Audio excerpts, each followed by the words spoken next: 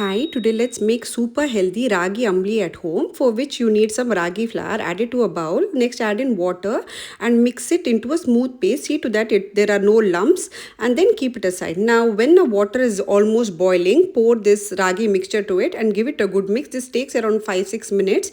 When it starts thickening, switch off the gas and keep it aside. Let the ragi mixture cool down. Here in a bowl I've taken yogurt. Now I've added in salt. I've added in some jeera powder. Next I'm adding in some black salt. I'm adding in some hing. Now I'm adding in some curry leaves, onions and coriander leaves. If you like it spicy, you can add in chopped green chilies as well. I'm adding in water, and then you need to whisk it really very well. Like there should be no lumps. It should be smooth like a buttermilk. I like to whisk it like this, so that time there will be no lumps. It will be absolute smooth. Once this is done, once you finish this process, add in the cooled ragi paste which we had done previously, and again repeat the same thing. Whisk it really very well, and that's it. Your tasty summer drink Ragi Ambli is ready to serve.